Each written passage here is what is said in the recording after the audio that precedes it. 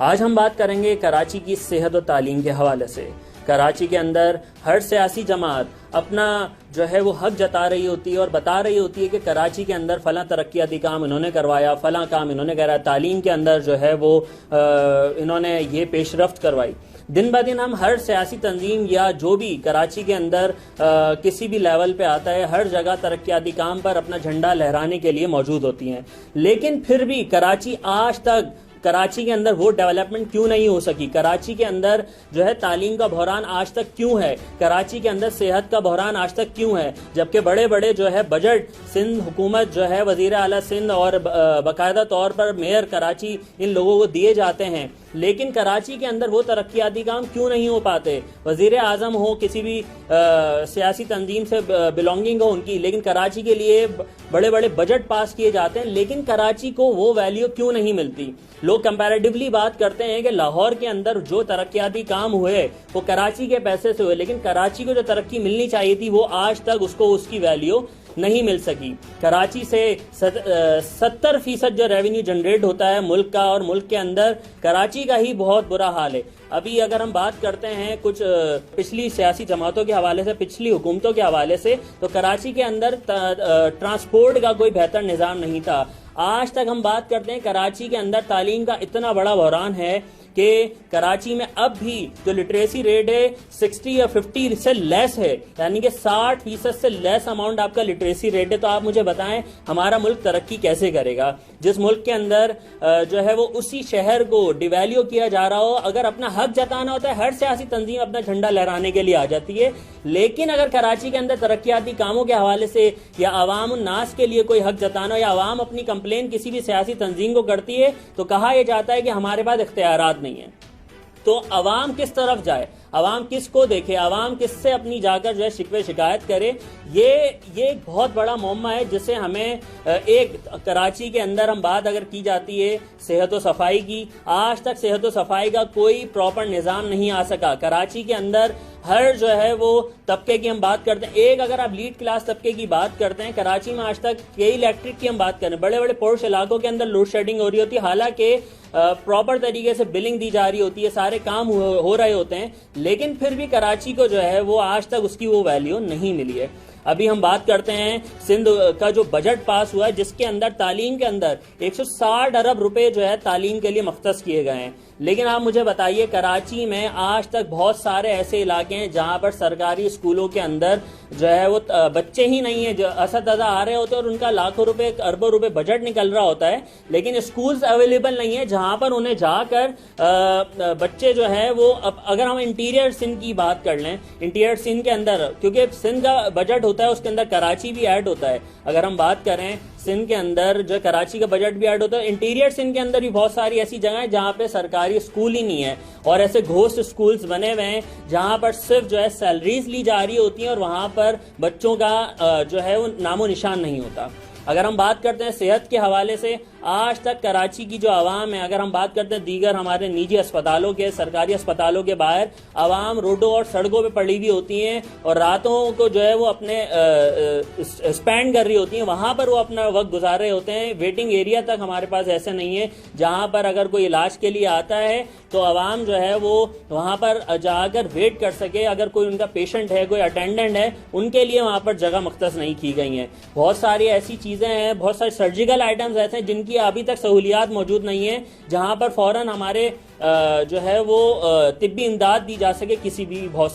किसी को भी अगर इलाज कराना है, कराची के किसी भी कोने से वो ताल्लुक रखता है, उससे जो है वो किसी भी जिना अस्पताल है या किसी एक कोने से दूसरे कोने तक आने के लिए फिर आपको ट्रैफिक का निज़ाम बीच में इतना फॉलो करना पड़ जाता है। यानी कि ट्रैफिक के अंदर जब आप फंसते हैं कि एम्बुलेंस ट्रैफिक के अंदर फंसती है तो मुझे बताएं उस पेशेंट का क्या हाल होगा, उसके घर वालों पे क्या गुजरेगी अगर अल्लाह ना करे वो उसी जगह पर उसी ट्रैफिक के अंदर इंतकाल कर जाए। तो ये बहुत सारे वो ये मसले मसाइल हैं जिन्हें हमें देखने और समझने की बहुत ज़रूरत है। हालांकि कराची को हमेशा से हर सियासी तंजीम ऑन तो करती आई है, लेकिन उसके लिए उसका कभी हक नहीं दिया गया है। कराची के अंदर आज तक बिजली का मसला हल नहीं हुआ, लोड शेडिंग 8-8 घंटे से भी तजावुज कर जाती है। आवाम गर्मी के अंदर जो है बैठी होती है, और इवन ऐसा तक हुआ है माजी में गर्मी हीट स्ट्रोक की वजह से और उसी दौरान लोड शेडिंग की वजह से जो है वो आवाम और जो बच्चे जो है बिलबिलाते हैं उनका इंतकाल तक हो गया है। तो ये एक अफसोसनाक जो है वो मामला है कराची के हवाले से। हमें इन तमाम चीज़ों को बड़ी गौर व फिक्र से देखने की बहुत ज़रूरत है। अच्छा, इसका एक बड़ा मामला ये भी है कि हमारी जो आवाम है वो उसमें वो वाली एक स्प्रिट नहीं रही है। पहले अगर पेट्रोल महंगा होता था तो कराची की सड़कों पे एहतजाज शुरू हो जाता था, पानी बंद होता था तो रोडों पे लोग आ जाते थे। अब आवाम को भी कोई फर्क नहीं पड़ता है, वल्लाहु आलम इसके पीछे क्या वजूहात हैं, या आवाम ने जो है बिल्कुल ही हाथ पैर छोड़ दिए। क्योंकि अगर अल्लाह ताला भी उस कौम की हालत तब तक नहीं बदलता जब तक वो कौम अपनी हालत खुद ना बदलना चाहे। तो हम लोगों ने बिल्कुल ही गवर्नमेंट के ऊपर ये तमाम मामला छोड़ दिए, और अब कोई भी एहतजाजी मुजाहरे या किसी भी काम के अंदर हम लोग इन चीज़ों को कंसीडर नहीं कर रहे होते। जहाँ जहाँ हमें एहतजाज की ज़रूरत होती है हम देखते हैं कि अगर किसी शहरी को कोई तकलीफ है तो यार ये तो उसका अपना ज़ाती मसला है, लेकिन बाद वक्त होता ये कि वही मसला जब हमारे साथ होता है तो फिर हमें रियलाइज़ होता है कि हमें एक दूसरे के हक के लिए बोलना चाहिए था। तो यही वो बहुत सारे मसले मसाइल हैं जिनकी वजह से आज तक कराची सरवाइव भी कर रहा है, और कराची पे हर सियासी तंजीम बात तो करती है लेकिन उसके लिए उसका कोई प्रॉपर हल नहीं है। आज तक कोई निज़ाम नहीं है। बारिशें होती हैं, नाले भर जाते हैं और नालों का पानी घरों तक दाखिल हो जाता है, गलियां तक फिल हो जाती हैं। अब आप इन तमाम चीज़ों का अंदाज़ा लगाएं कि बारिशों से एक हफ्ता पहले नालों की सफाई करवाई जा रही होती है पूरे कराची भर के। अब इस दौरान अगर बारिश हो जाती है, पूरा साल कारपेटिंग नहीं होती है, जून जुलाई के महीने या इलेक्शन के टाइम से पहले या बारिशों के मुद्दतों से पहले आप जो है वो कारपेटिंग, रोड की कारपेटिंग कराते हैं। बारिशें होती हैं, उन बारिशों के अंदर उन रोड्स का मटेरियल इस तरह का होता है कि बारिशों के अंदर जो है वो रोड्स पूरे बह जाते हैं। ये आपने भी फुटेजेस देखी होंगी टीवी चैनल्स के ऊपर, दीगर जो है वो इस हवाले से खबरें भी आई हैं। हम बात करते हैं बहुत सारे इलाके ऐसे हैं जहां पर आज तक पानी की सहूलत नहीं है। तो ये सारी वो चीज़ें हैं जो हमें आला हुक्काम से इन तमाम चीज़ों के हवाले से पूछना चाहिए और इन तमाम चीज़ों के हवाले से एहतजाज करना चाहिए, इन चीज़ों को देखना चाहिए, ताकि अगर जिस कौम को अपनी हालत बदलनी होती है वो इन तमाम चीज़ों को कंसीडर करते हैं। अगर हम बात करते हैं पीटीआई के सरबराह रहनुमा इमरान खान की, उन्होंने इस हवाले से आवाम के अंदर बड़ी जो है वो स्प्रिट एक पैदा की, लोगों को